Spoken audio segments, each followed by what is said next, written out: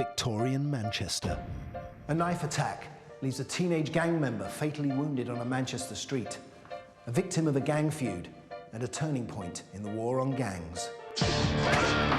In another part of the city, a man is shot dead attending the wake of his friend, the victim of another gang murder. A drive-by shooting in broad daylight, which brought about the downfall of one of Britain's most dangerous gangs.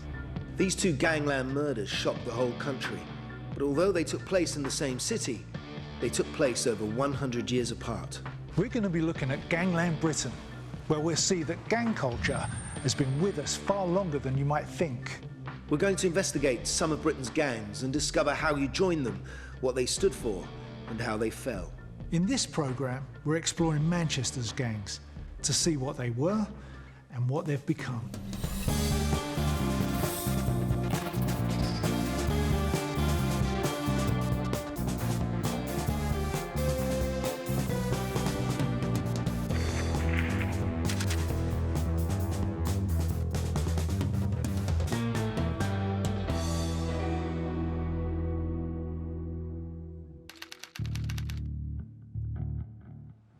For over 100 years, Manchester has had a deep-rooted gang culture. We're going to be comparing two Manchester gangs whose crimes so shocked both the public and the authorities, they each brought about radical changes in the fight against organised crime. I'm going to be looking at the Gooch gang, who were active until only a few years ago.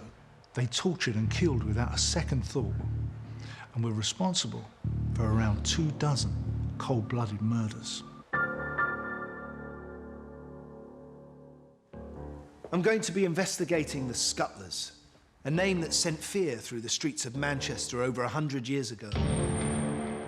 One murder in particular caused such outrage that the Home Secretary demanded the Mayor of Manchester put an end to gang violence in the city. And just to show you what they look like, here are a couple of Scuttlers from Victorian Manchester, with their scarves and their almost gelled down hair, like the Perry Boys from the 1980s. They look so young, just baby-faced teenagers. We talk about teenage gangs with knives today. It's obviously nothing new.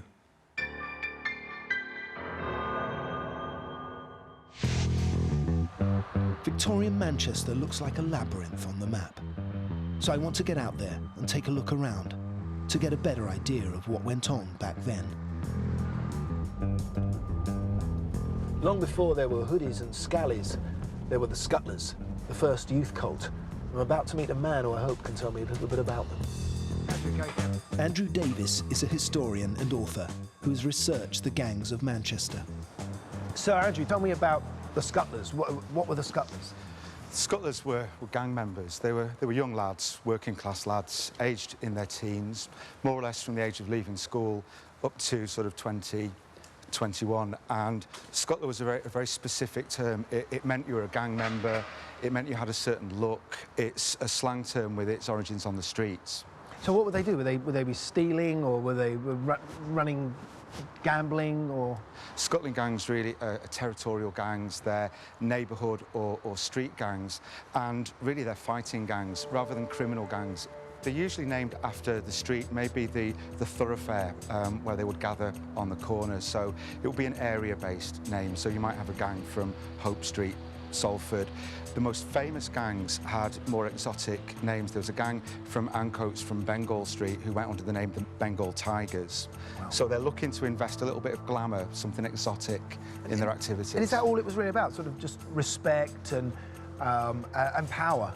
It's very much about pride in your area, and it's about pride in yourself and your friends as well. So a lot of this is about keeping young people from other districts outside what you define as your patch. But what kind of people were they? They don't seem terribly poor. They tended to be in work, but they're in pretty humdrum work. There's not a lot of educational prospects for them. There's no great employment prospect. But to be a Scuttler, to be a Bengal Tiger, that's wow. To be somebody. Scuttlers became the first youth cult. They had a distinctive look. Short hair, but with a long fringe. Worn in a parting and plastered down with soap on the forehead over the left eye. The dress signalled to everyone that a scuttler was no ordinary working-class lad, but a street fighter.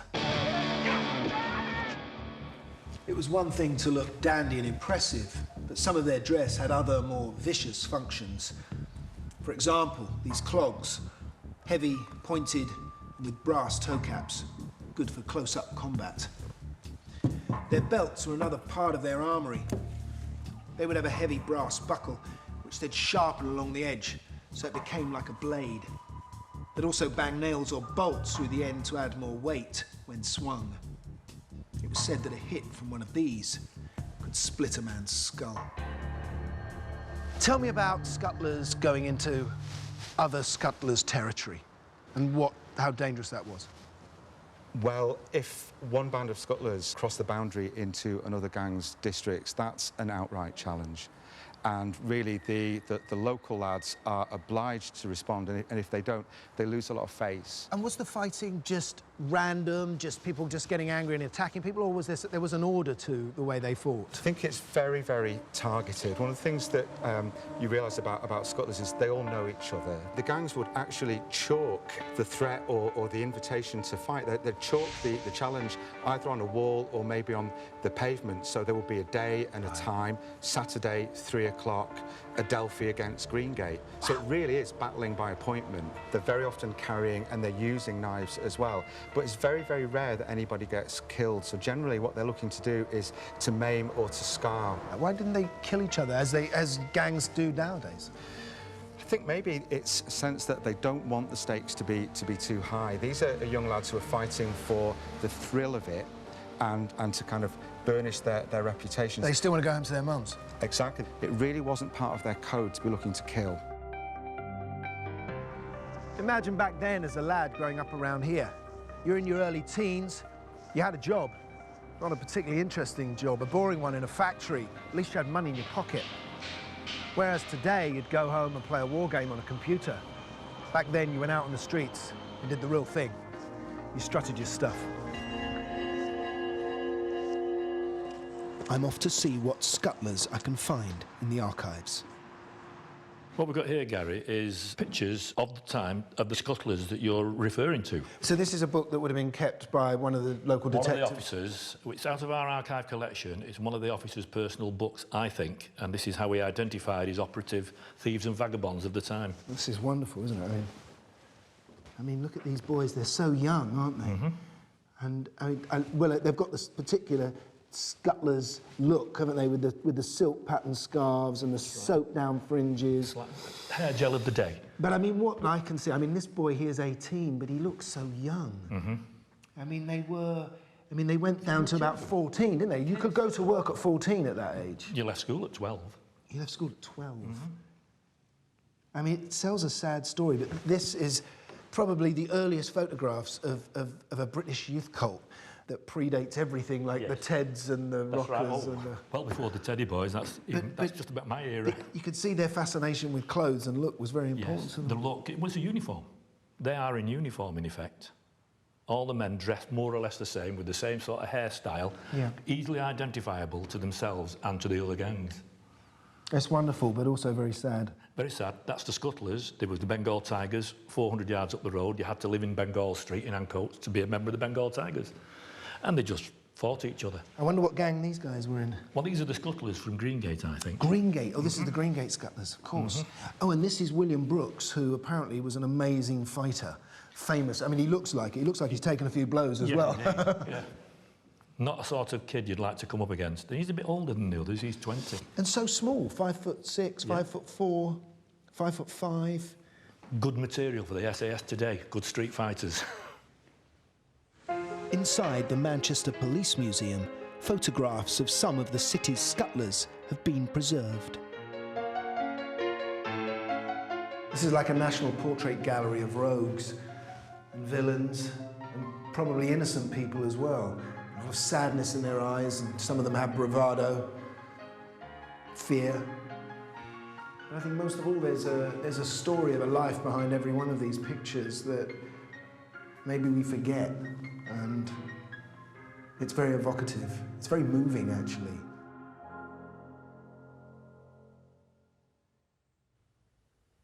You can tell just by reading some of the articles from the time that the gangs were seen as an unknown tribe, almost a different race of people.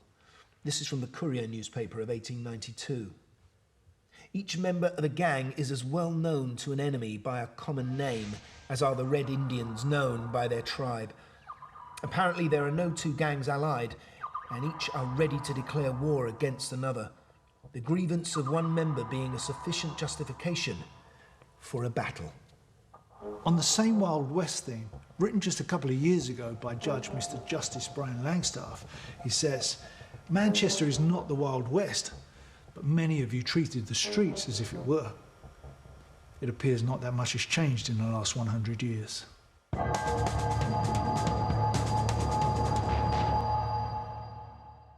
I'm going to be looking at the Gooch Gang.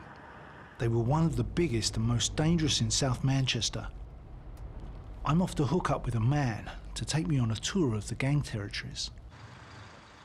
OK, we've pulled up here. We're meant to be meeting a man called Ben Black. He's changed his name for obvious reasons.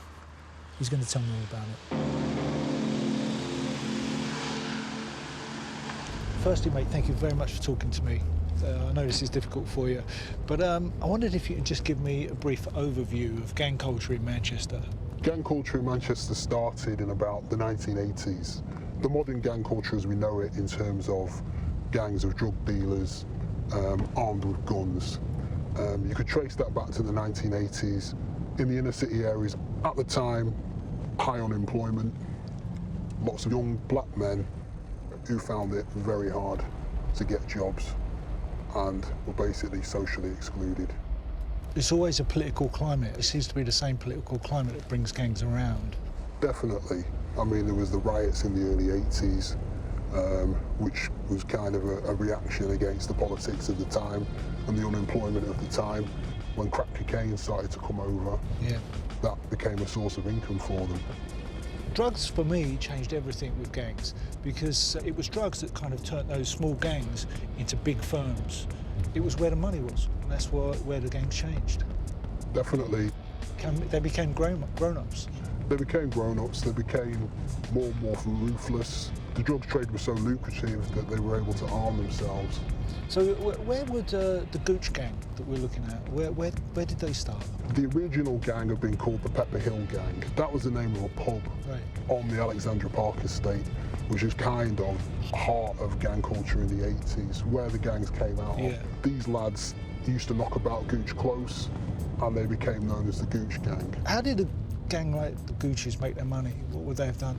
They made their money from crack cocaine and heroin. Late 80s, early 90s, the Alexandra Park estate got turned into the busiest drugs market, probably the busiest drugs market in Europe, open-air drug dealing. And the Gooch were very active in that. With so much money to be made, the Gooch Gang soon had competition. Their supremacy was challenged by other local outfits, like the Doddington Gang and the Longsight Crew. They became bitter rivals. The Doddington were what the Pepper Hill Crew turned into. So they were both after the same profit? They were both after the same profits. So it became territorial after a while? Or tried to make it territorial? Yeah, it was territorial in the sense that you had the Gooch are now associated with kind of the western half of Moss Side and the western half of that area. The Doddington are associated with the east. I mean, these are a scary bunch, aren't they? This isn't kids kind of fighting over street corners. This is a proper gang. It's turned into that. Yeah. Certainly, you know, in the early days, they were very focused on making money from drugs. But as time's gone on, it has turned into kids with guns squabbling on street corners. Right, yeah. The Gooch Gang formed a drug network that brought in around £2,000 a day. They armed themselves with guns and wiped out rival gang members, torturing and murdering them. Now this lot are grown-ups. One guy who sold drugs for him got into a row about some money, so they took him out to the local forest. They tied him to a tree, held a gun to his head and said, "If you ever leave the gang, you're dead." And then they beat him unconscious. Nice. This was the Gooch Gang leader, Colin Joyce, known as the General. And this is Lee Amos, the other top man. They've been described by one senior copper as psychopaths who shoot for fun. These guys were at war with the Doddington gang and the Longsight crew, and in 5 years of shooting, 250 people were wounded and 27 were killed. These tit-for-tat killings culminated in 2 brutal shootings. They would shock not only Manchester, but the whole country, becoming a landmark in gang violence and ultimately bringing about the downfall of the Gooch gang. Our story begins at 6:45, 15th of June 2007, right here on the corner of Anson Road, Longsight, South Manchester. A young man called Ukal Chin was gunned down in a roadside ambush. I want to find out how this happened, how an innocent man got caught up in a gangland shooting. So we're here on Anson Road. Ukal Chin got shot here, right? Yeah. He'd been driving about with some friends that day.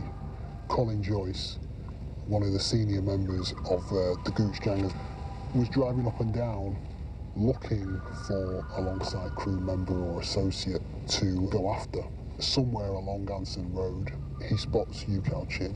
The vehicle that he's in drives parallel to the Renault that Ukal is driving and opens fire, and Ukal's killed. The likelihood is he was after Ukal. Why? Because he thought he was part of Longsight? Ukal came up in an area where gang membership is simply defined by who your friends are. You might have friends who are more involved than you are, but you become associated with their gang because they're your friends. They might be the friends that you went to primary school with. They might be the friends that you've grown up playing football with, but that's enough to label you, and if you happen to be driving these lads about on a particular day and your face becomes associated with them, then it's a question of perception. That was enough to get Ukal killed, unfortunately. The horrors of gang warfare leave families destroyed. Not just the misery from the drugs they sell, but families torn apart by shootings and killings.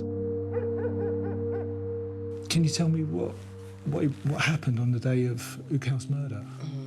The day Ukal murder, I was in work as usual, and when I was in work, I get a phone call, but really it wasn't me get the phone call, it was somebody else who I'm working with, and they say to her, Ukal get shot, and I say, what? Ukal get shot? And then they say he die, and I couldn't believe that was a shock to me, because I remember the day when he sat here and I sat there and we was talking, and he said to me, Mum, I'm going out, I'll be back in a minute. And that's the last word he said to me, and I always remember that. The violence got worse. Knowing that there would be a funeral and a wake for Ukal Chin, the Gooch gang waited and planned another attack for July 27th. The wake was to be held here, at Chin's family home in Frobisher Close, Longsight. But the audacious Chicago-style shooting they all planned was going to be the gang's undoing. It would be so horrific, it would kick-start a major offensive by the Manchester police to bring down the Gooch gang. In 1892, the Scuttlers fighting was about to go to a new level that would shock the nation.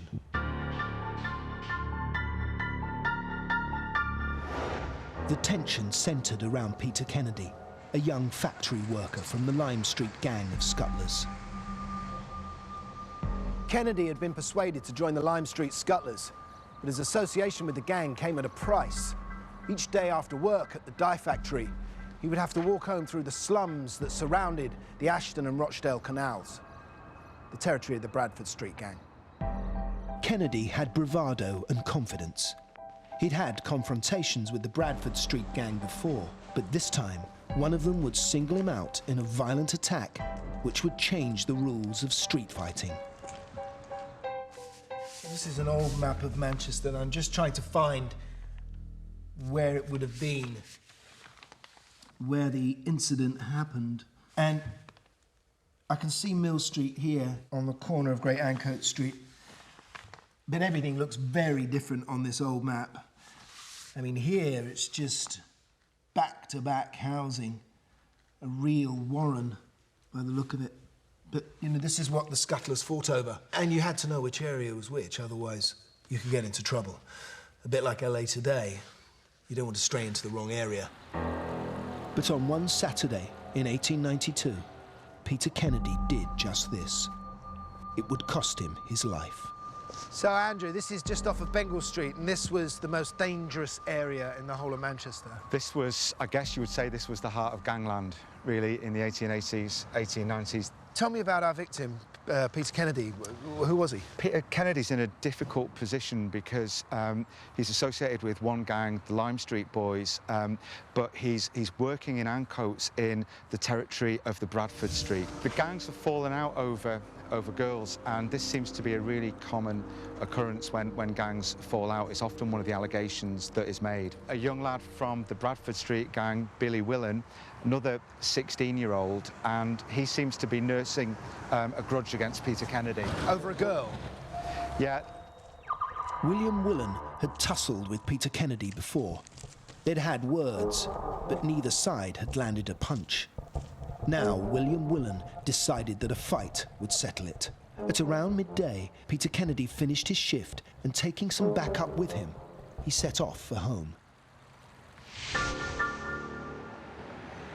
At 12:30 on the Saturday afternoon, Willen was here, waiting for Kennedy with a dozen of his men.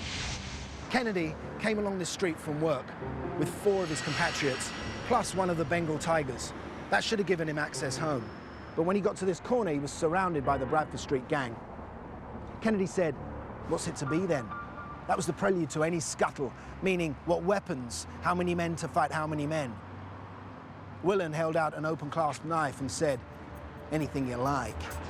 Immediately, the Bradford Street gang attacked with their belts, and Kennedy ran back up the street, chased by Willen. And Willen stabbed him in the side with his knife. Up until now, the Scuttlers had followed a code with their fights. They'd always been organised and scheduled. They would chalk up on a wall when the next fight was due and agree the sides and even the weapons. But not this time. This was an unexpected and fatal attack. Talking about rules and codes, 100 years on, there aren't any rules. Now violence can erupt, even in broad daylight, on an ordinary street like Anson Road. 23-year-old father, Ukal Chin, was shot dead by the Gooch Gang's leader, Colin Joyce, and his number 2, Lee Amos. Ukal's car was peppered with 9mm bullets. Ukal was killed because Amos and Joyce believed he was a member of a rival gang, the Longsight Crew. After Ukal Chin's funeral, a wake was held at his family home in Longsight. It was there on the 27th of July 2007 the Gooch Gang decided to strike again. They knew that there would be a number of Longsight Gang members at the wake. We're at Frobisher Close. Just talk me through what happened here.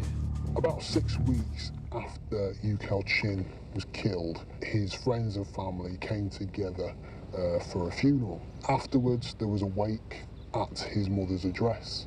Probably about 80 or 90 people were milling about the house, many of them women and children. 3 cars head down Markfield Avenue to the junction with Frobisher Close and opened fire on people at the scene. Tyrone Gilbert was hit by a bullet from a handgun and ran a short distance to an alleyway before slumping to his death. It's likely that Tyrone Gilbert was actually the person who they were after that night, even though they opened fire indiscriminately. Why were they looking for him? Lee Amos, his brother Stephen, gets killed. They probably suspected that Tyrone had been there. They just had a score to settle. Having buried her son and returned home to hold the wake, Ukal Chin's mother, Vivian, now witnessed another horror. I mean, you had something really terrible happen, right? Yeah. Ukal's wake. It was the wake after the funeral. We'd been to the hall, came to the house, was in here cooking. I heard like people dashing in and I was saying, "Oh, what's going on? What's going on?" And I said, "Everyone running upstairs." I said, "No, you can't go upstairs." And they said, they're shooting outside. My daughter and my small son was out there. And the guy come out and in the car, point the gun out and called like, "You whatever, ever." name me call and start fire the shot. Yeah. And you know, people came to the house just to still play their respect. I was there like eating and like playing music and things like that, and they just came and shoot up the street. There was genuine fear and outrage at the shooting, but the gunmen made a bad mistake. They came here to Firethorn Avenue to pick up the getaway cars. But what they didn't realise is they left a piece of evidence on here that would prove vital in the case against them and give the police a much-needed lead to bring them to justice. In 1892, a 16-year-old boy called Peter Kennedy is knifed without warning and left lying in a Manchester street. While Kennedy lay fatally wounded on the road, his attacker, William Willan, flees. Willan soon meets up with a mate of his called Jimmy Hands. Willan then gives him his wage packet on condition that Hands stashes the murder weapon for him. He gives him only one instruction: if you get copped, don't tell on me. But things wouldn't work out quite as Willan had hoped. What happens the next day? Billy Willan, who's a very young lad, he's got no criminal record, he's probably not taken part in many of these fights. He's broken the rules, before. hasn't he? That's it, he's broken the code, so there's a real danger now that a 16-year-old boy is going to die. This is going to bring a lot of police attention down on the gangs. The Bradford Street Scuttlers will be getting very nervous about this, and they clearly decide amongst themselves that Billy Willan's gone too far. Instead of keeping quiet, the following day at 3 p.m, Jimmy Hands walked into Canal Street Police Station in Ancoats and handed in a clasp knife. He told the desk sergeant that the weapon had been used by William Willan to stab Peter Kennedy. What happens to Willan? Does he get arrested straight away? Yeah, he's arrested on the Monday morning, and Peter Kennedy rallies for a few days, but then his condition deteriorates. He dies a couple of weeks after the incident on Great Ancoat Street. And of course, what that then means is that Billy Willan and two of his friends are on trial for murder. The incident awakened everyone to the dangers of gang fighting. Even the gangs themselves thought that a line had been crossed and that Willan had gone too far. In the Scuttlers pubs across the neighbourhood, the Willan and Kennedy incident became a hot topic. So this place would have been full of gossip of the incident? Yeah, it would. This was a Scuttlers drinking den, really. This was one of the headquarters of the Bengal Tigers. And in the little neighbourhood pubs like this, right through Manchester and Salford, the fight between the Bradford Street Scuttlers and the Lime Street boys would have been the topic of conversation. So what happened? I think the evidence against Billy Willan was just too strong. And what was really unusual in this case, members of his own gang had actually testified towards his prosecution.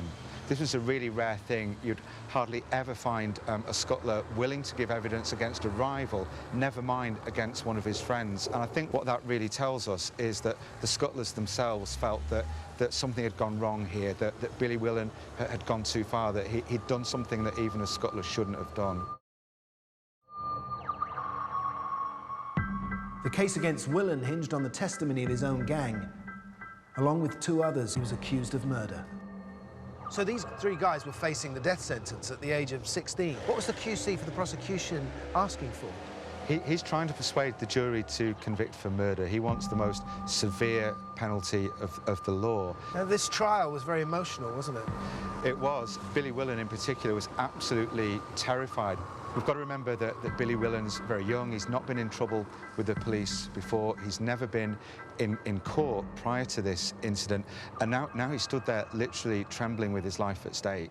There were a lot of tears, I understand. There were. I think he was on the verge of breaking down. And when the jury returned their verdict was that William Willan was guilty of murder. And he panicked, he began pleading with the judge, and he was actually held down by two police officers while the judge donned the black cap to pass the death sentence. His girlfriend thought that was the lot for Willan, didn't she?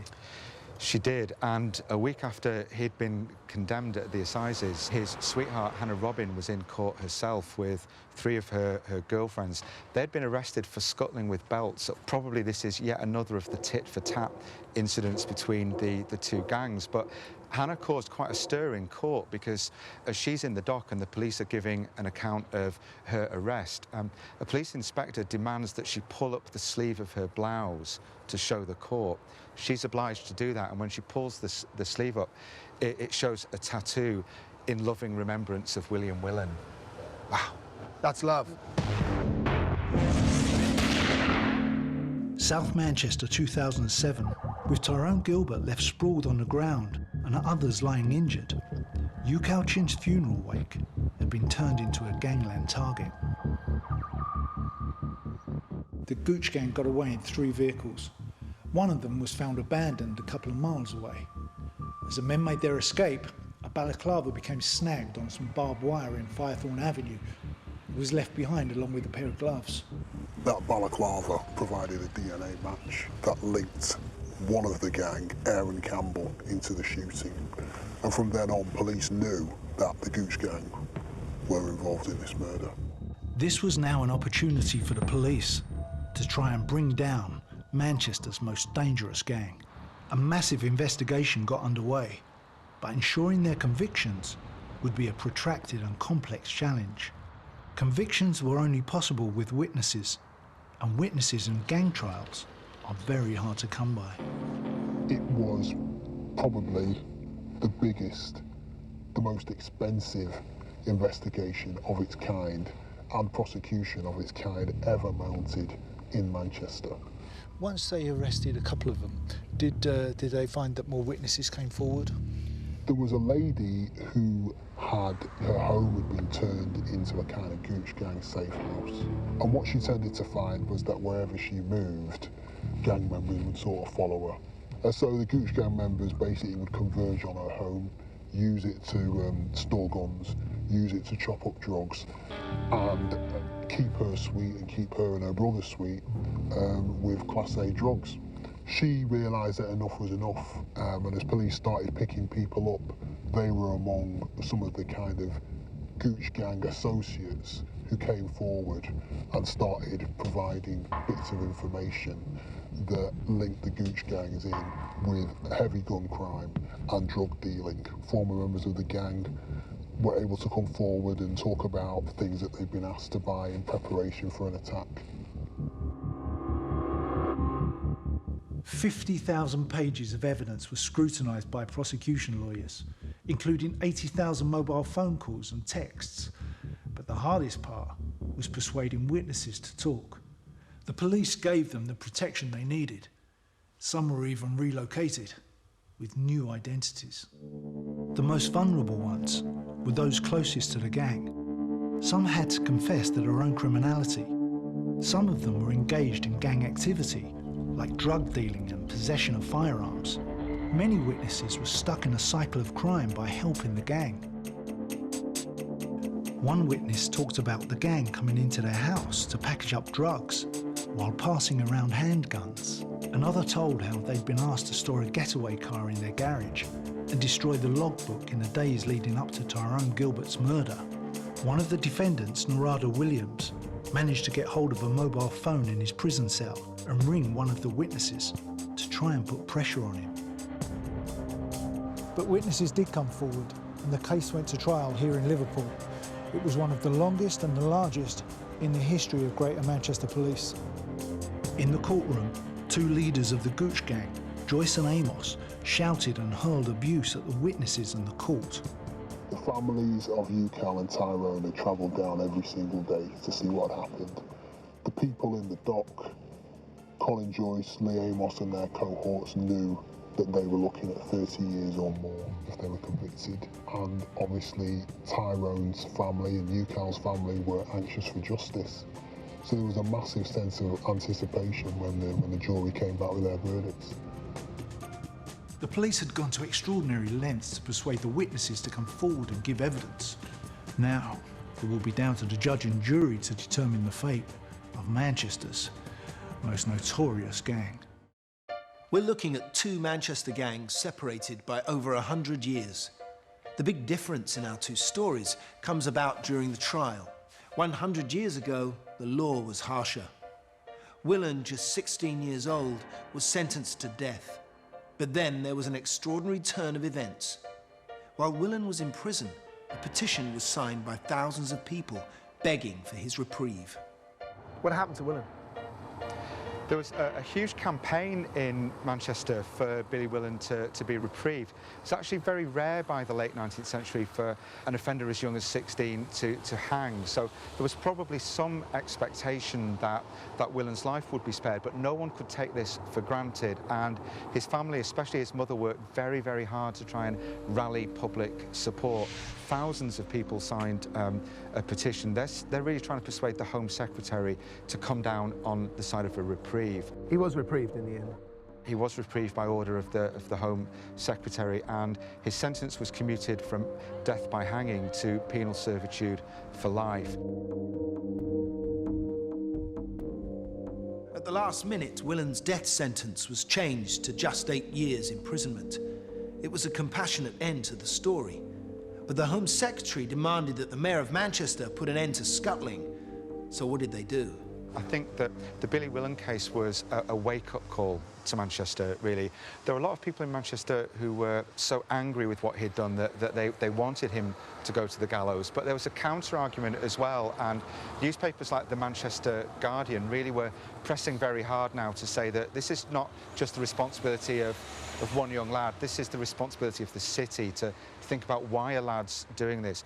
Why isn't the city providing better things for them to do? And they did.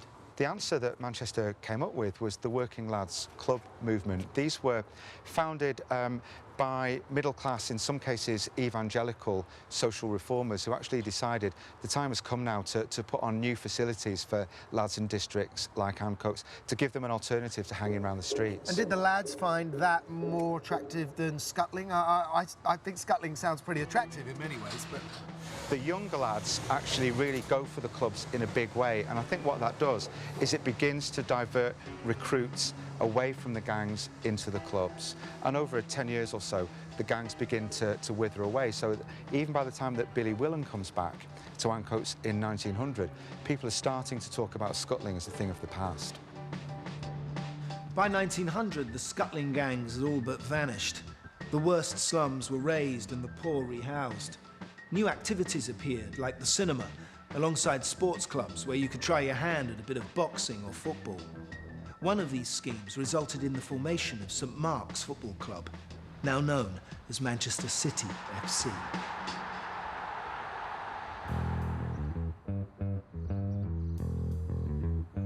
What we've got here are kids who are exactly the same age that the Scuttlers would have been. Kids like Peter Kennedy and Billy Willen. They look pretty tasty too.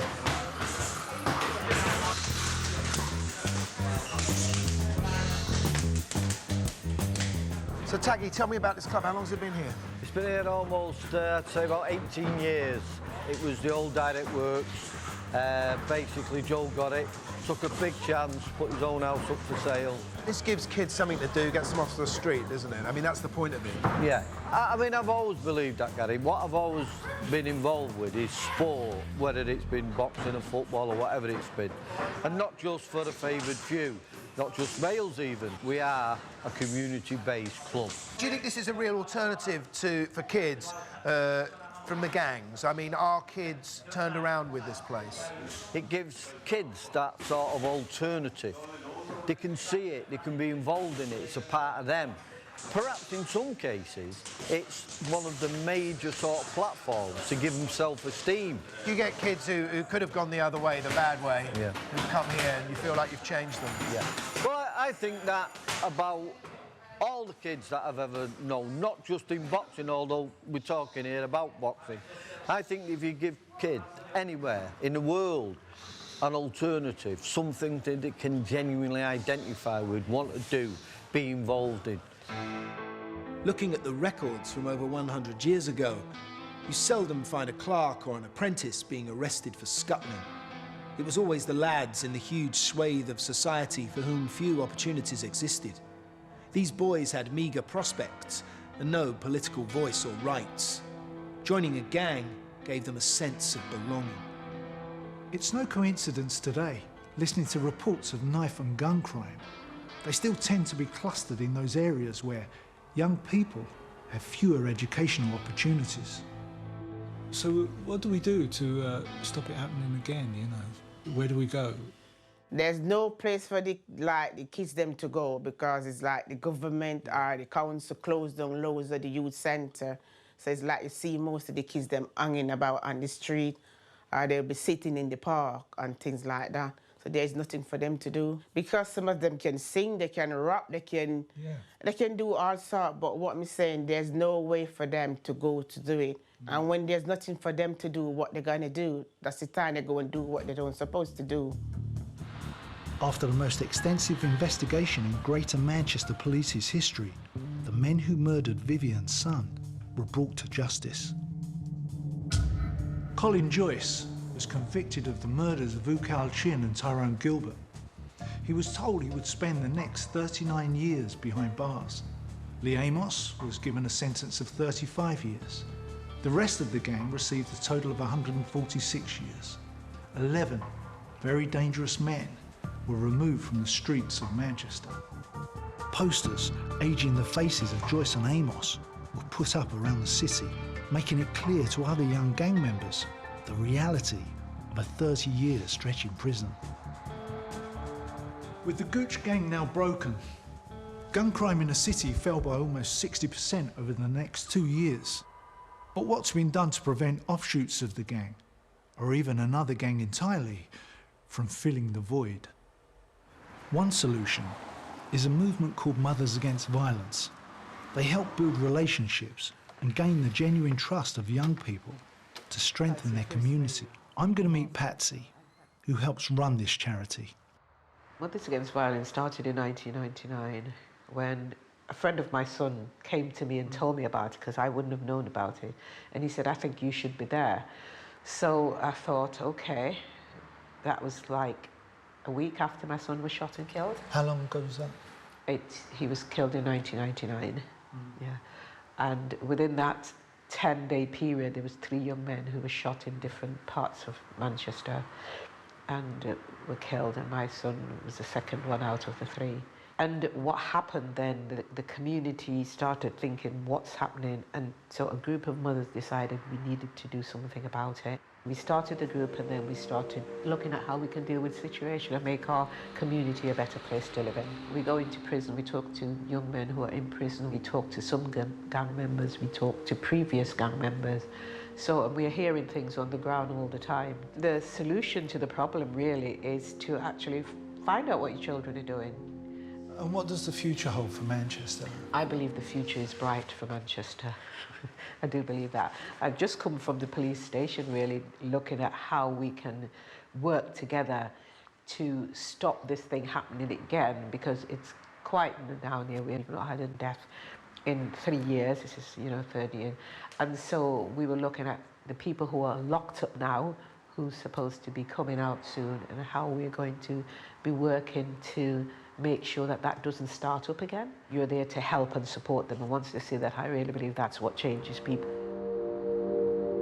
Whether it's a knife attack 100 years ago or a shooting today, gang crime leaves lasting scars. Behind every victim and behind every gang member is a family, and nothing can take away the suffering and the pain of those who have lost their loved ones. I said, you cannot bring back my son. His life is gone. He's take his life away from me and leave me in pain and agony. It's still hurt, but I'm trying not to cry. But sometimes, it's hurt. It's hurt when I'm going to my bed, and sometimes I say, why? He should be here. Why he gone? Why they take his life away? It's horrifying, This is where Tyrone Gilbert's murder happened. I mean, we're standing right where the funeral would have taken place that day. I mean, I can't imagine for 1 minute what that must have been like. It's just horrific. But I think the work that Pat's is doing over at Mothers Against Violence, and also Vivian is doing as well, will only help. And there is a light at the tunnel because I think the work that they are doing is proven. At the moment we're hearing about there's not been a shooting in Manchester for the last 3 years. So let's hope it stays like that.